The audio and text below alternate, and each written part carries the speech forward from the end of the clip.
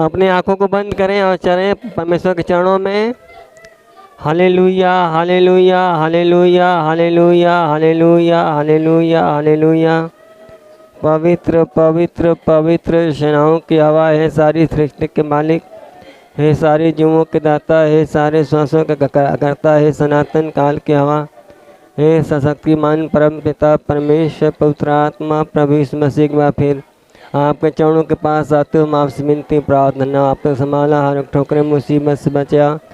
प्रभु यीशु हम आपको धन्यवाद हैं, हम आपके भारी पिता परमेश्वर, आपकी महिमा हो, आपका अनुग्रह, आपका दया हो, आपका नाम ऊंचा हो। पिता परमेश्वर प्रार्थना करते हैं, पिता परमेश्वर अपने सारे गलती गुनाह अपराधों से पश्चाताप करता हूँ और क्षमा चाहता हूँ। पिता परमेश्वर आपकी महिमा हो, आपका अनुग्रह, आपका दया हो। पिता हम आपसे विनती प्रार्थना करते हैं, हम सबकी सहायता करें, हम सबके द्वारा आपका अनुग्रह, आपका दया हो। पिता परमेश्वर प्रार्थना करते हैं, हे पिता परमेश्वर आपकी महिमा, आपका अनुग्रह हो। स्वामी इसके द्वारा आपका अनुग्रह दया आपके सागर पिता हम प्रार्थना करते हैं। पिता परमेश्वर प्रार्थना करते हैं, आपकी आशीष है, आपका अनुग्रह, आपका दया हो। पिता परमेश्वर आप नवचा हो, पूरी कलीसिया का आशीर्वाद दे, सब पर रहम कर प्रभु, दया कर। हर एक ठोकरे मुसीबत शत्रुओं बैरियों से बचाएं प्रभु यीशु। हम लोग तेरी महिमा के लिए आए पिता, सब कुछ को त्याग कर आपके पास है प्रभु।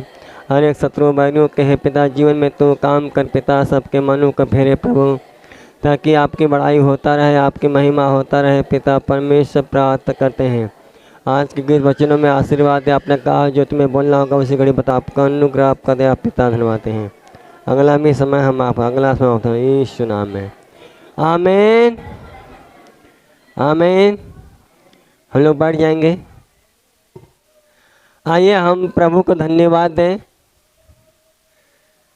जो हम लोगों का वचन चल रहा था जो सब्जेक्ट हमारा है परमेश्वर। परमेश्वर के विषय में हम लोग देख रहे हैं कई हफ्तों से, परमेश्वर कौन है, उसके कितने गुण हैं, वो कैसा है, उसके अंदर कैसी शक्तियां हैं, वो हमारे अंदर कैसा काम करता है और किस प्रकार से रहता है, और हमारे जीवन से वो क्या चाहता है। क्योंकि हम लोग मनुष्य हैं और मनुष्य होने के नाते अगर देखा जाए, हम सबके जीवन से बहुत सारे ऐसे कमियां हैं जिसके चलते हम गिर जाते हैं और परमेश्वर से दूर होते हैं। इसलिए प्रभु को हम धन्यवाद देते हैं।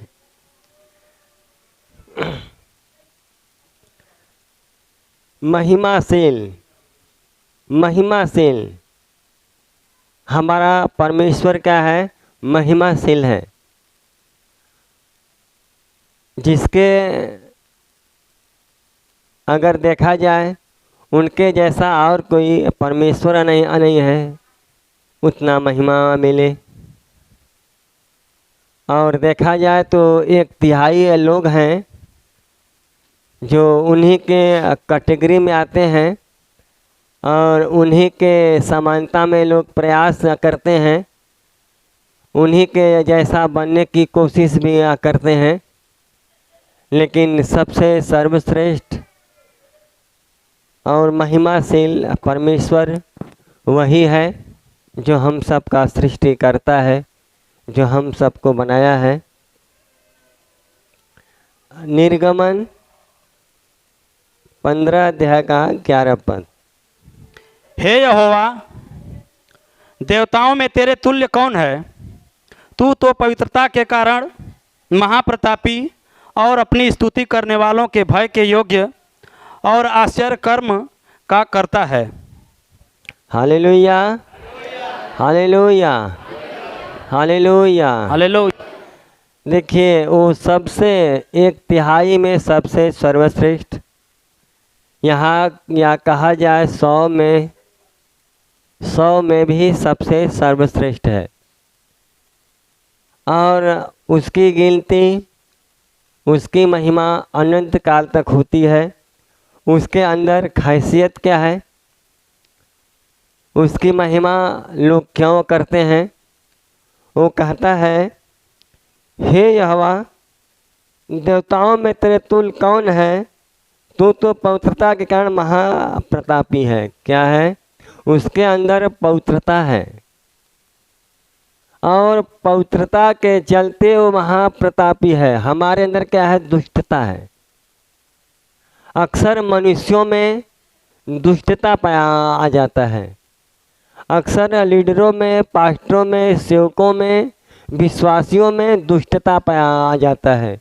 इसके लिए वो लोग महाप्रतापी नहीं होते हैं।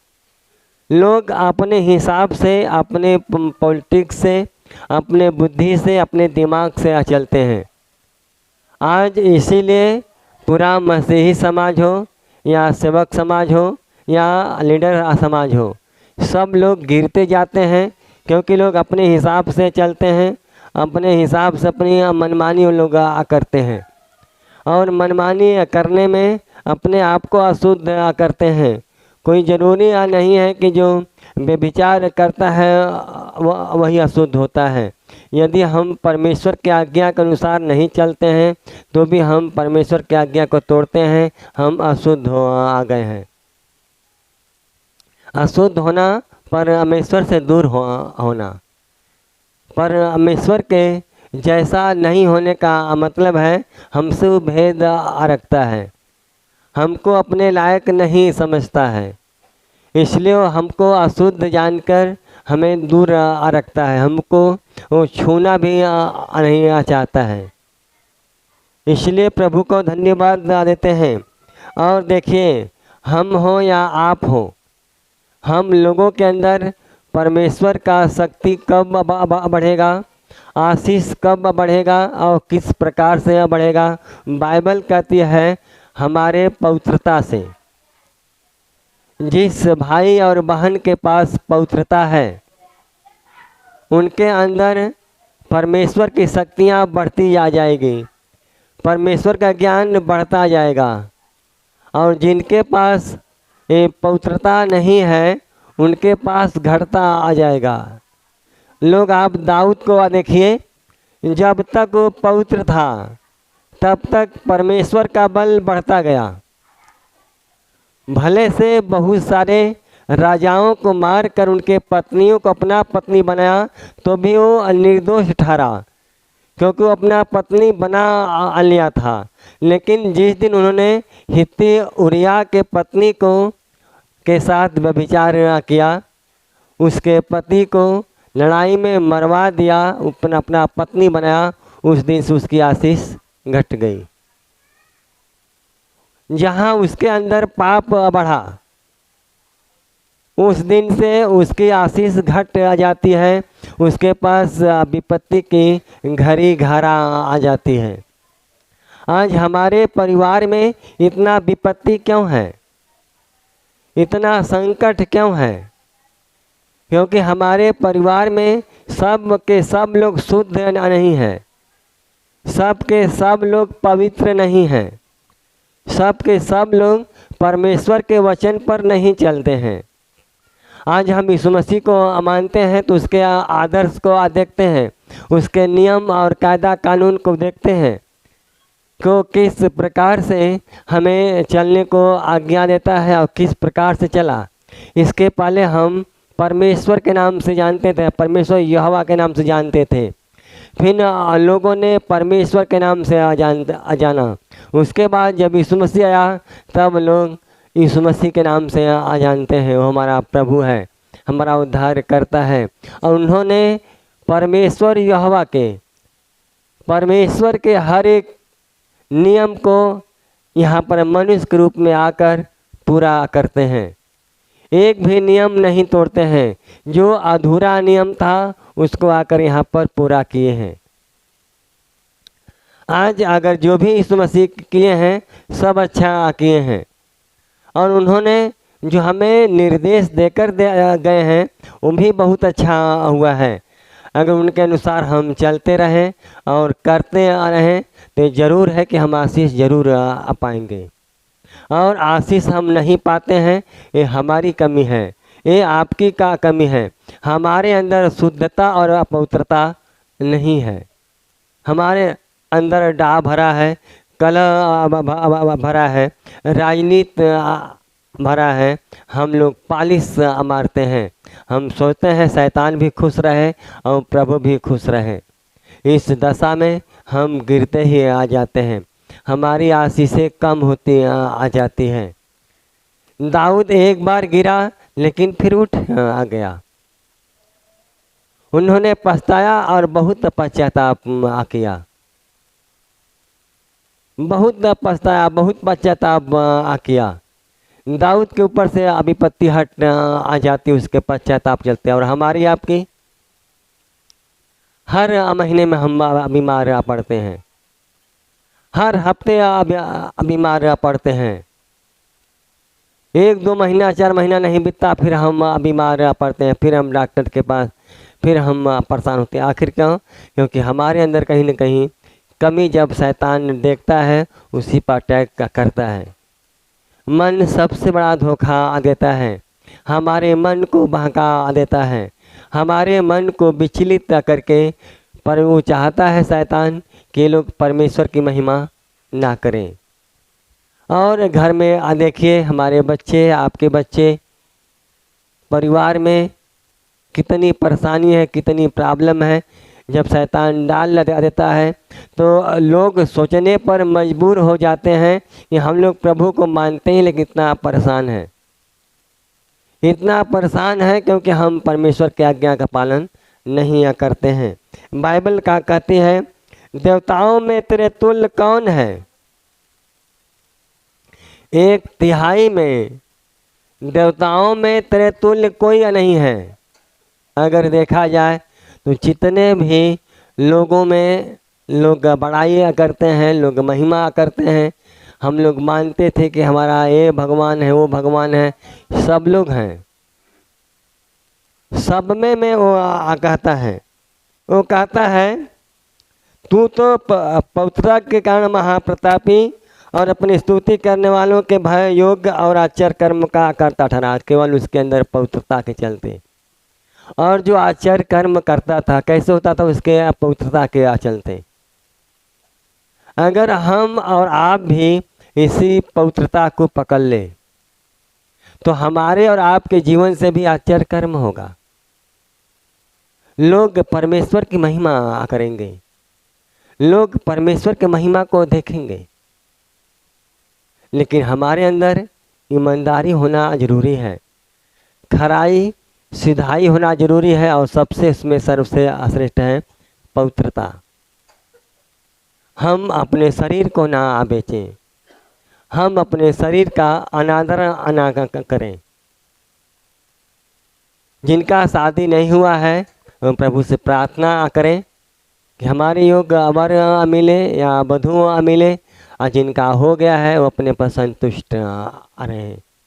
इसी में भलाई है, इसी में परमेश्वर की सामर्थ्य बढ़ती है, परमेश्वर का ज्ञान बढ़ता है, और परमेश्वर का समाज जिसे हम मसीही समाज कहते हैं या हम जिसे हम कलीसिया कहते हैं वो बढ़ता आ जाता है। और जहाँ ये सब दुष्टता होता है तहाँ हमारा समाज गिरते आ जाता है। एक पर एक आदमी गिरता है, टूटता है, फिर एक दिन उसका नामो निशान ख़त्म हो आ जाता है। बहुत से कलीसियाएँ हैं कि आज थी और कल नहीं है। तो इसके लिए हमारे अंदर परमेश्वर का होना बहुत ज़रूरी है। और परमेश्वर कब रहेगा? जब हमारे अंदर के पवित्रता को देखेगा, हमारे अंदर के शुद्धता को देखेगा। बाइबल कहती है तुम अपने अपने बिछौने पर मन ही मन सोचो, चुपचाप रहो। हम लोगों को अपने परिवार में खुश रहना चाहिए और खुश होकर परमेश्वर के राज्य में बढ़ना चाहिए। बाइबल सिखाती है कि धर्मी पर विपत्ति आती है लेकिन टल आ जाती है, लेकिन जब पापियों पर आती है तो भूसी के समान उनको उड़ा देती है, फिर कोई बचाने वाला नहीं मिलता है।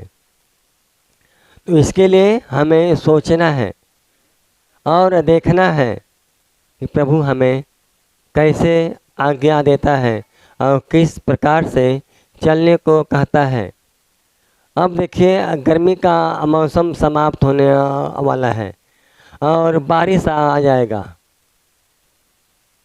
जब बारिश आ जाएगा ध्यान न दीजिएगा, लोग खेतों में फंस आ जाएंगे, काम धंधे में फंस आ जाएंगे, या फिर हो सकता है संडे को बारिश हो तो फिर फंस आ जाएंगे। लेकिन हमारा जो परमेश्वर का आज्ञा है शुद्धता और अपवित्रता, ये हमसे दूर आना हो। पर हमें परमेश्वर का ध्यान, परमेश्वर का अनुग्रह हमसे दूर आना हो। हमको जितना समय मिलता है उतने समय पर हम बैठ जाएं परमेश्वर के चरणों में और हम प्रार्थना करके, हे प्रभु आज मैं कलीसिया में नहीं जा पाया क्योंकि आज हमारे खेत का रोपाई था, या फिर आज पानी पड़ रहा था। पानी ऐसे तो आदमी टक्कर ले सकता है, कैसे भी कुछ लोग आ भी आ सकते हैं, लेकिन रोपाई सुहाई जब चलता है तो आदमी को मुश्किल पड़ता है।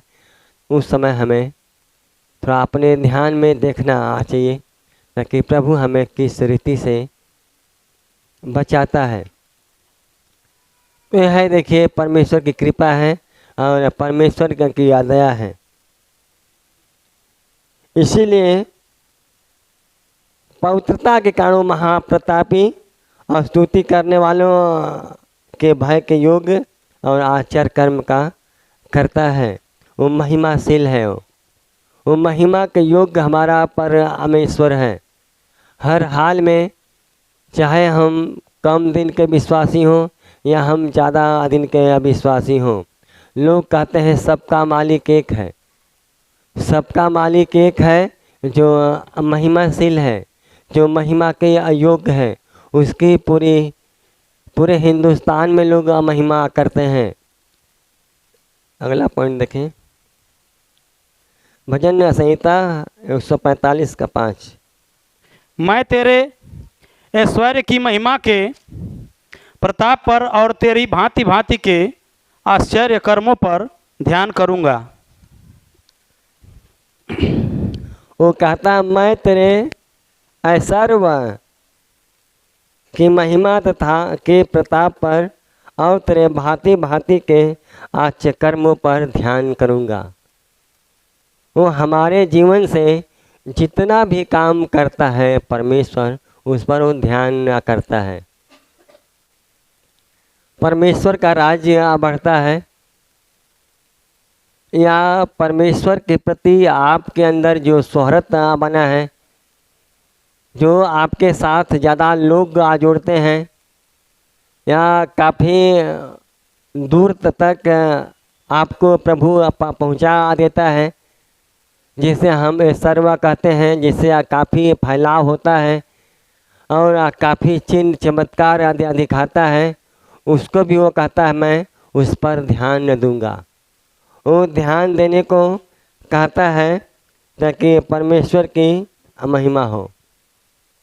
इसलिए हम अपने आप को परमेश्वर के लायक बना दें ताकि परमेश्वर की महिमा हो और परमेश्वर का अनुग्रह हो। अगला देखें पॉइंट, अद्वैत बुद्धिमान। अद्वैत बुद्धिमान, परमेश्वर हमारा अद्वैत बुद्धिमान है, यानी कि सबसे ज़्यादा बुद्धिमान है। उसके बुद्धि के तुल्य और कोई। रोमियो 16:27। उसी एकमात्र बुद्धिमान परमेश्वर की यीशु मसीह के द्वारा युगानुयुग महिमा होती रहे, आमीन। देखिए वो परमेश्वर है, अपनी बुद्धि से सारी सृष्टि का रचना किया है। सबसे ज़्यादा बुद्धि उसी का है, लेकिन उसकी यह महिमा किसके द्वारा होती आ रहे? यीशु मसीह के द्वारा होते आ रहे। और यीशु मसीह चाहता है कि हम लोगों के द्वारा यीशु मसीह की महिमा होती न आ रहे। अब हमें अपने और अपने परिवार समेत परमेश्वर की महिमा करना है। वो कहता है उसी एकमात्र बुद्धिमान परमेश्वर, वही केवल एकमात्र परमेश्वर है जो बुद्धिमान है। लेकिन खासियत क्या है? वह यीशु मसीह के द्वारा युगानुयुग महिमा होती रहे। यीशु मसीह के द्वारा उसकी महिमा युगानुयुग होती आ रहे। आज यीशु मसीह फिर स्वर्ग में गया, अब अपने आत्मा को हमारे पास भेजा है, जो आत्मा हमारे बीच में आ रहती है। उस आत्मा को अब हम लोग जानते हैं, इसलिए हम लोग अब क्या करें? शुद्धता और पवित्रता से परमेश्वर के राज को जब बढ़ाते हैं, तब वहाँ पर परमेश्वर की महिमा होती है। परमेश्वर की महिमा तभी होती है जब हमारे जीवन से परमेश्वर का राज बढ़ता है।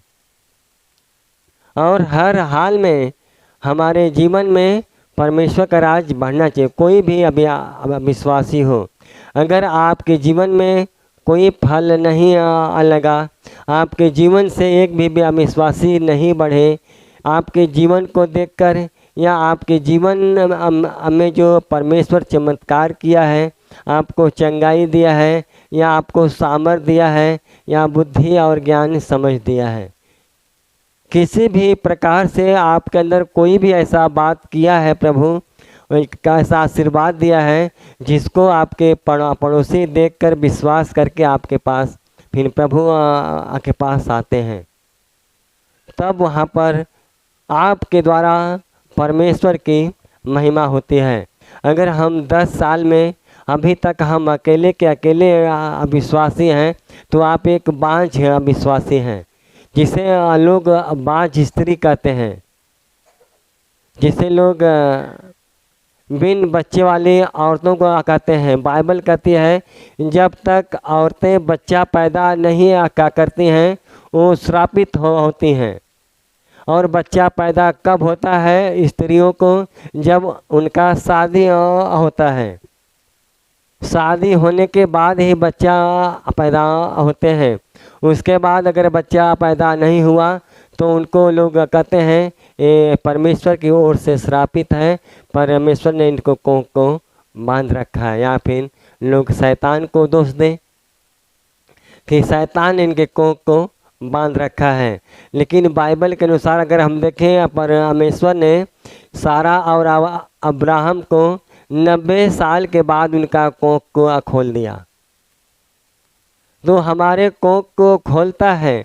अगर हम हमारे अंदर बांझपन की भी आत्मा है, तो हम जब अब्राहम का जैसा बनते हैं।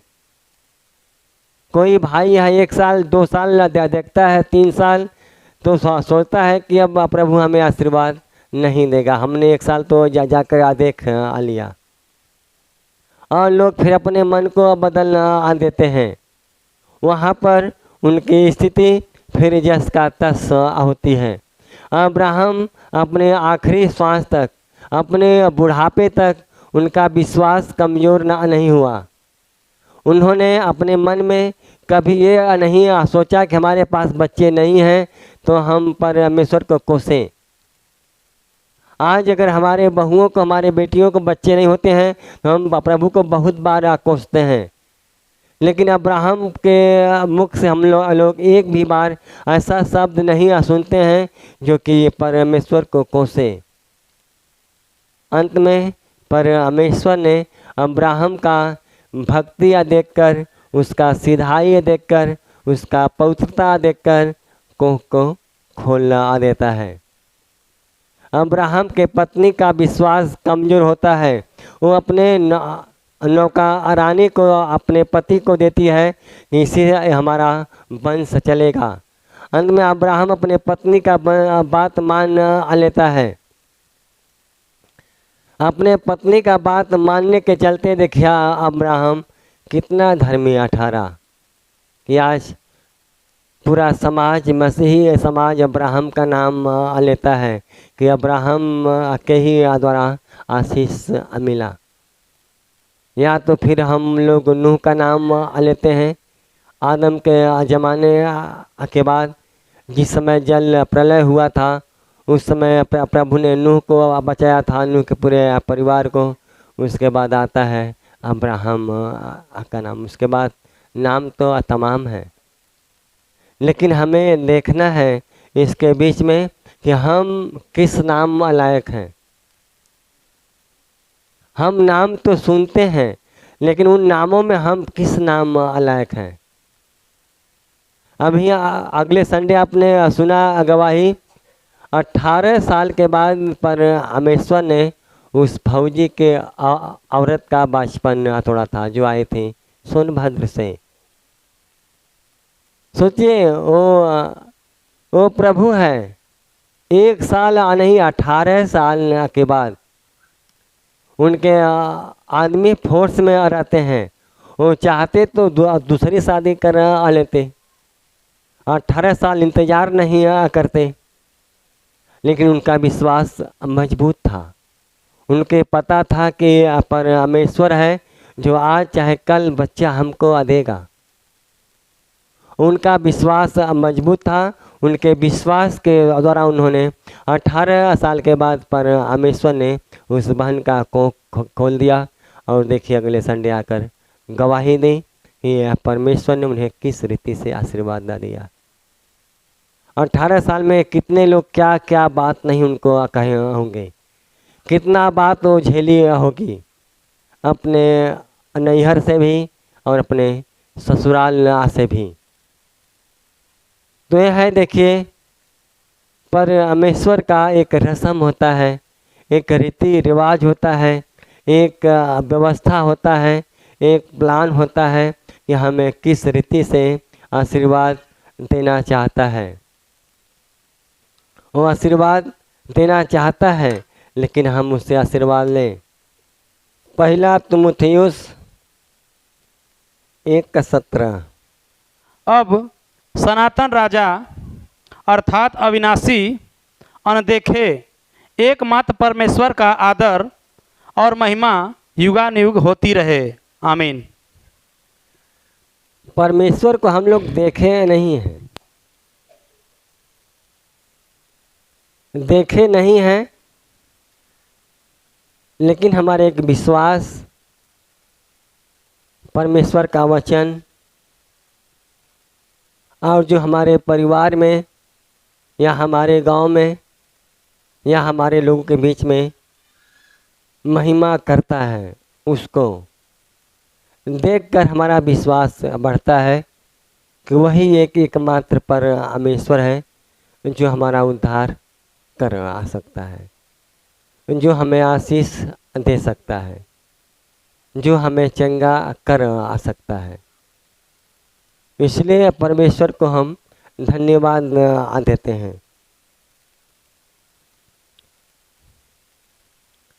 वो कहता है, सनातन राजा अर्थात अविनाशी, अनदेखे, एकमात्र परमेश्वर। वो सनातन अकाल से है और अविनाशी, अनदेखे, एकमात्र परमेश्वर का आदर और महिमा युगानुयुग होती रहे। युग युग तक अपनी महिमा को कहता है कि वैसे परमेश्वर को जो हम उसको कभी नहीं देखे हैं, उसकी महिमा युग युग तक होती आ रहे। एक हमारा विश्वास और जो हमारे अंदर वो आशीष देता है, हमें चंगा करता है। अगर कोई शक्ति नहीं होती तो हम आज इतने लोग यहाँ पर नहीं आते। कोई भी मनुष्य मुझे देखकर नहीं आया, ना तो यहाँ के लोगों को देखकर आया है। परमेश्वर है जो आपको शक्ति देता है, आपको चंगा करता है, आपको उम्मीद देता है, आपको आशा देता है कि मुझे एक अच्छा परमेश्वर से या एक अच्छा कलीसिया से हमारा मुलाकात हुआ है, संगति हुआ है, जिससे हमें आशीष मिलती है। उसका ज्ञान सुनने के लिए हम लोग जगह जगह गांव-गांव नगर नगर से यहाँ पर आ जाते हैं। ये परमेश्वर की ये महिमा है कि यहाँ पर हम लोग जौनपुर, गाजीपुर, मिर्ज़ापुर, बनारस, चंदौली, आजमगढ़, सुल्तानपुर, इतने दूर दूर से हम लोग चलकर आते हैं। कलिसियाएँ बहुत है, ये बात नहीं कि जौनपुर में नहीं है, बनारस में नहीं है, लेकिन फ़र्क है परमेश्वर ने जिसको जहाँ जोड़ा देता है वहाँ पर लोगों की आस्था लग आ जाती है। देश में तमाम लड़के हैं, लेकिन आप एक ही लड़की से शादी करते हैं, तमाम लड़कों से थोड़ी। जब आप शादी कर देते हैं तो जीवन भर उनका साथ देते हैं, आपका रिश्ता बन आ जाता है। इसलिए कलिसिया तमाम है, लेकिन परमेश्वर ने आपको इस कलिसिया से जोड़ दिया है, जिसे बाइबल कहती है तुम्हारा एक चरवाहा होगा। हम एक चरवाहे के भेड़े होकर हम लोग परमेश्वर की महिमा करते हैं, ताकि परमेश्वर की महिमा हम लोग के जीवन से बढ़ती जाए और परमेश्वर का राज्य बढ़ता जाए। वो उनकी कृपा है और उनकी दया है जो हमें यहाँ तक खींच कर वो लाए हैं। अगला पॉइंट है परम प्रधान। परमेश्वर हमारा देखिए क्या है, परम प्रधान परमेश्वर है, सबसे सर्वश्रेष्ठ है, हर एक लोगों से सर्वश्रेष्ठ है, लेकिन लोग नहीं मानते। लोग इसको दर्जा देते हैं ईसाई का कि ईसाई है या ईसाई का भगवान है। ईश्वर तो ईश्वर होता है, सबका ईश्वर होता है, ये किसी धर्म जाति का ईश्वर नहीं होता है। आज हम लोगों ने ही अलग अलग भगवान को अलग अलग धर्मों के बांट दिए हैं, और परमेश्वर थोड़ी बांटा हमें है। इसलिए वो सबका मालिक है, सबका परमेश्वर है। चाहे हम किसी भी देवता या भगवान को मानते हैं, वो सबकी रक्षा वही करता है और जीवन का श्वास सबको वही देता है। भजन संहिता 83 का 18। जिससे ये जाने कि केवल तू जिसका नाम यहोवा है सारी पृथ्वी के ऊपर परम प्रधान है। इसलिए ऐसा हुआ कि सब लोग जान जाएं। इतने दिन तक हम लोग कहाँ कहाँ नहीं भटके। किसी को टीबी हुआ, किसी को कैंसर हुआ, किसी को पथरी हुआ, अपेंडिक्स हुआ, किसी का बुखार नहीं छोड़ता है, किसी को शैतान नहीं छोड़ता है, और ज़्यादा करके हम परेशान हैं शैतान से। पूरा समाज अगर देखा जाए तो परेशान है शैतान से। कुछ लोग खस्सी या भेड़ा चढ़ाते हैं, सोचते हैं कि खस्सी या भेड़ा चढ़ाने से हमको शांति आ जाएगा, करा दिलवाते हैं, जो उसके नीचे क्या है, खस्सी भेड़ा कटवा कर अपना शांति आ जाते हैं। अब पूजा पाठ में भी अब बदलाव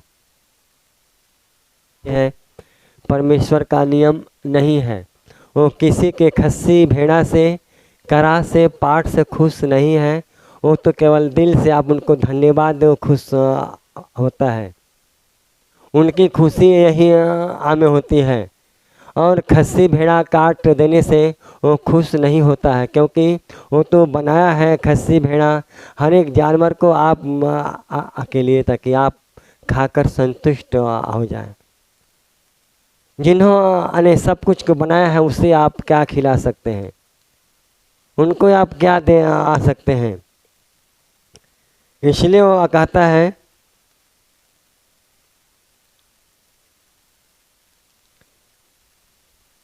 जिससे जाने कि केवल तो ही जिसका नाम यहोवा है सारी सृष्टि के ऊपर परम प्रधान है। इसलिए किया है ताकि सारी सृष्टि के लोग जान जाएं कि वही परम प्रधान है। और सारी सृष्टि के ऊपर उसी का कब्जा है। वही चाहता है परमेश्वर की महिमा को।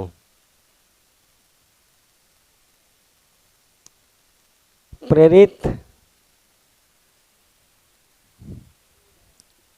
7:48। परंतु परम प्रधान हाथ के बनाए हुए घरों में नहीं रहता, जैसा कि भविष्यद्वक्ता ने कहा। देखिए बाइबल यही सिखाती है हमें। आज तक हम लोग पेड़ों में, पहाड़ों में कहाँ कहाँ नहीं ढूंढे।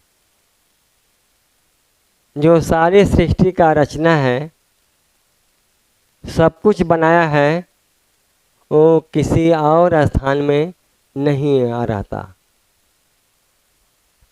कहीं कहीं अगर आप चर्च में भी आ जाते हैं, लोग यीशु मसीह का मूर्ति बनाकर रखा देते हैं,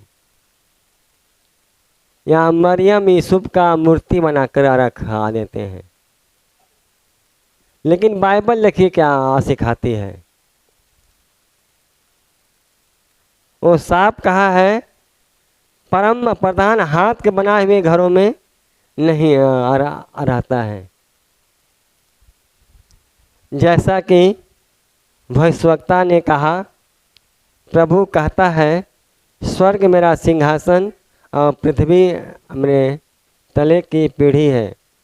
मेरे लिए तुम किस प्रकार का घर बनाओगे और मेरे विश्राम का कौन सा स्थान होगा?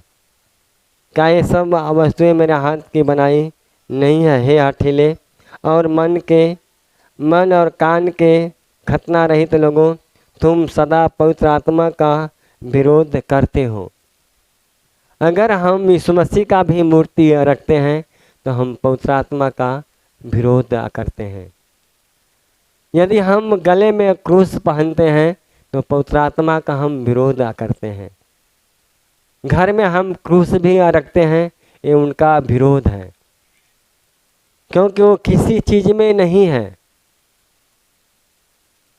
जब वो किसी चीज़ में नहीं है, उनको रखने से क्या हमको फायदा है? इसलिए हमें इन सब चीज़ों से दूर होकर हमें परमेश्वर को खुश करना है। वो हाथ के बनाए हुए घरों में नहीं रहता है। किसी घर में आकर देखिए, पहले हम लोग एक के घर में जो 5-7 घर होते थे, उनमें एक घर देवता का होता था, एक घर हम लोगों के भगवान का होता था, और हम लोग उस घर में केवल पूजा पाठ होता था और उनमें कोई काम नहीं करता था। जब लड़कों का शादी होता था तो केवल लोग माथा टेकते थे, उनमें सोते नहीं थे। लोग उनको देखुर का घर कहते थे, ये हमारे देवताओं का घर है। हम लोग ऐसा सुनते थे कि हमारे देवताओं का घर है, लेकिन बाइबल हमें कहती है कि उसका कोई घर नहीं है। वो कोई घर में नहीं रहता है, वो तो सब जगह है और सबके जीवन में रहता है। वो सबके अंदर वास करता है और जीवन का श्वास सबको देता है वो। इसलिए हम अपने मन का भ्रम हटाकर, वो कहता है अपने मन का भ्रम हटाकर, हे हठीले और मन के और कान के खतना रहित लोगों, तुम सदा पवित्र आत्मा का विरोध करते हो। जैसा तुम्हारे बाप दादा करते थे वैसे ही तुम भी करते हो।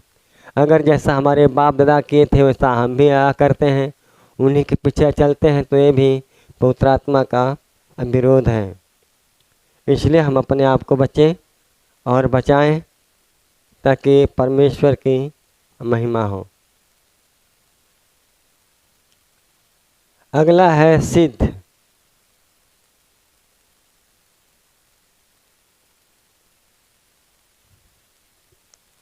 मत्ती 5:48।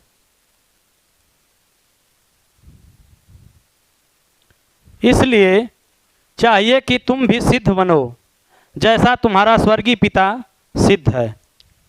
इसलिए चाहिए हर एक विश्वासियों को,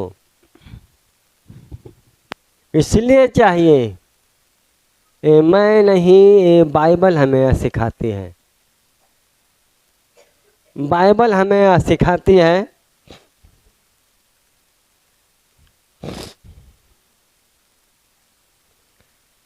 जैसे स्वर्गीय पिता सिद्धता, वैसे यीशु मसीह जब आया तो अपने आप को सिद्धता में दिखाया।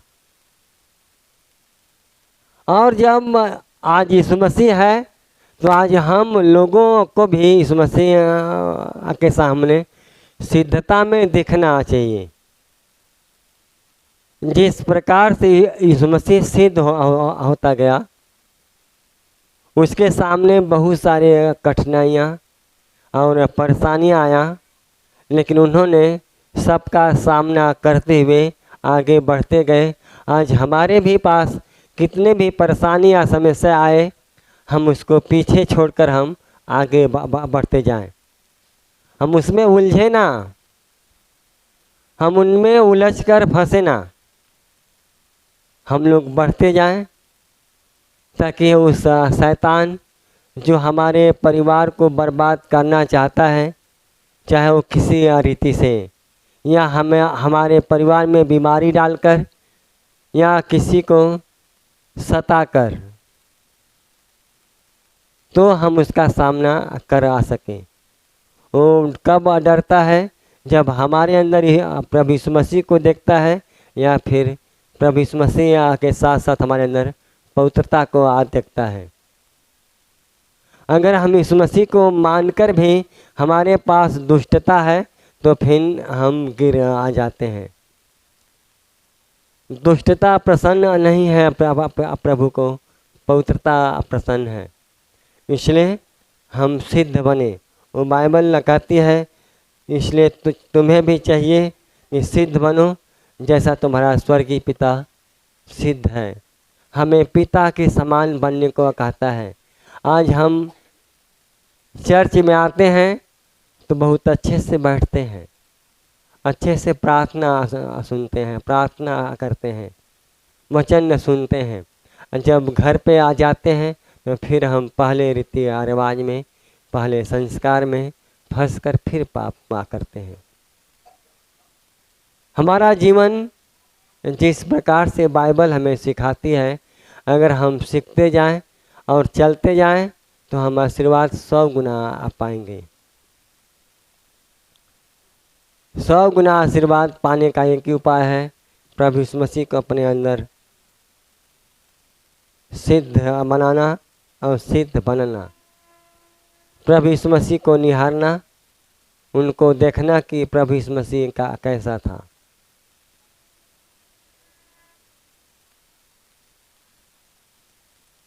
अगला पवित्र।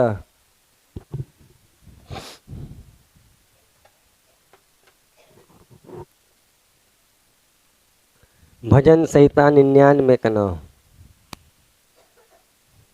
हमारे परमेश्वर यहोवा को सराहो और उसके पवित्र पर्वत पर दंडवत करो, क्योंकि हमारा परमेश्वर यहोवा पवित्र है।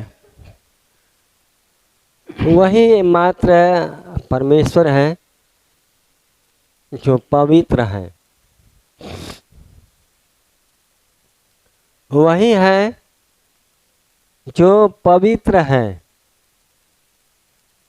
आज बाइबल क्या हमें सिखाती है?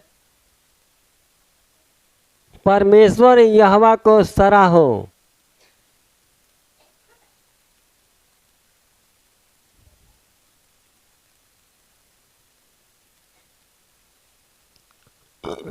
परमेश्वर यहोवा को सराहो और उसके पवित्र पर्वत पर दंडवत करो, क्योंकि हमारा परमेश्वर यहोवा पवित्र है। अगर उनको दंडवत भी करना है तो पवित्र होकर दंडवत करना है।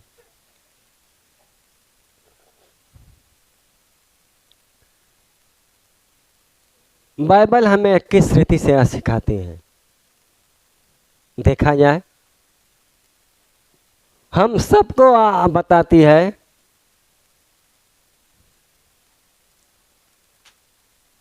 परमेश्वर यहोवा को सराहो, बड़ाई करो उसका। और उसके पवित्र पर्वत पर दंडवत ना करो, क्योंकि हमारा परमेश्वर यहोवा पवित्र है। यशायाह नबी की पुस्तक 5 अध्याय का 16 पद।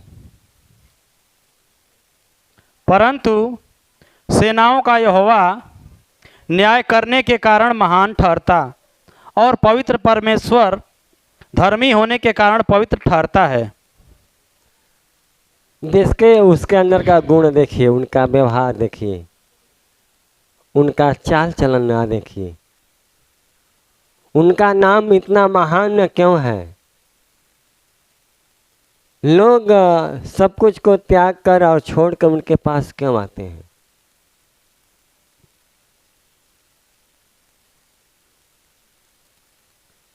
सेनाओं का यहोवा यानी हमारा परमेश्वर, सेनाओं का यहोवा न्याय करने के कारण महान ठहरता, क्योंकि वो न्याय करता इसलिए वो महान ना ठहरा।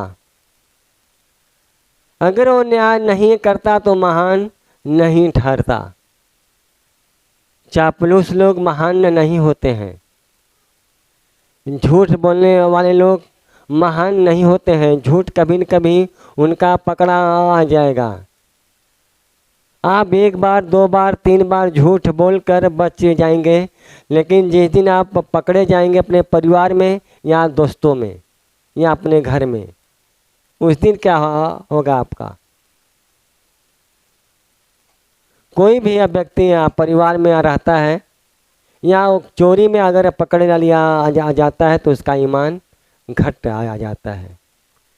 फिर आपका परिवार आप पर अविश्वास नहीं करता है, या आपके अंदर दुष्टता होता है तो आपके परिवार अकेले सोचते हैं कि हमारा परिवार या बेटा या बेटी अच्छा नहीं है, अब इनका शादी करके हटा दो या उनको बांध दो।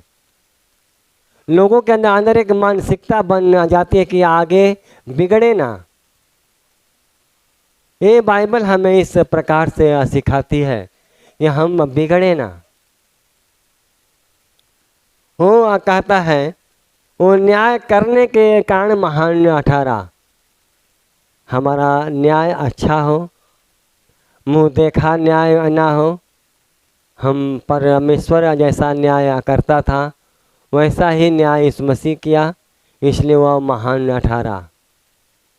अगर हमें भी महान बनना है तो उन्हीं का नकल करें, उन्हीं का आदर्श बने और उन्हीं को अपने जीवन में उतारें और देखें प्रभु हमसे कितना प्रेम करता है। और क्या कहा, और पवित्र परमेश्वर धर्मी होने के कारण पवित्र ठहरता है। और पवित्र परमेश्वर धर्मी होने के कारण, पापी नहीं। पापी तो जब तक हम लोग प्रभु को नहीं जानते थे तब तक पापी ठहरते थे, लेकिन प्रभु को जानने के बाद अब हमें धर्मी ठहरना चाहिए। और धर्मी जब हम हो जाते हैं तब लोग कहते कि आदमी पवित्र है, ये आदमी अच्छा है, इनका स्वभाव अच्छा है। अब इस प्रकार से देखिए लोग आपके नाम को जानते हैं और इसीलिए प्रभु को हम धन्यवाद देते हैं। किस प्रकार से लोग चर्चा में आए, किस प्रकार ऐसे लोग महान कहलाए। तो हमें देखना है कि हम अब किस प्रकार से महान कहलाएंगे। प्रभु के हर एक आज्ञा का पालन करते हुए हम आगे बढ़ते जाएं ताकि परमेश्वर का आशीष मिले।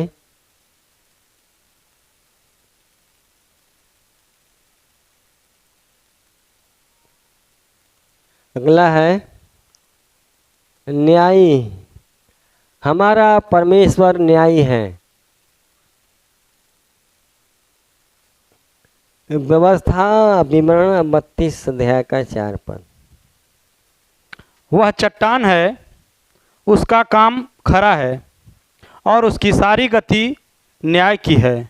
वह सच्चा ईश्वर है, उसमें कुटिलता नहीं, वह धर्मी और सीधा है। उसका देखिए, उसके जीवन को, एक धर्मी व्यक्ति का, एक न्यायी व्यक्ति का जीवन कैसा होता है। वो दबंगई से न्यायी नहीं बना, या अपने बल पौरुष से नहीं बना। बाइबल कहते हैं वह चट्टान जरूर है, वो चट्टान है, लेकिन उसमें खासियत क्या है, उसका काम खरा है, यानी सच्चा है, सीधा है, अच्छा है, और उसकी सारी गति न्याय की है। वो चारों तरफ से मिलाकर आपका न्याय करना चाहता है,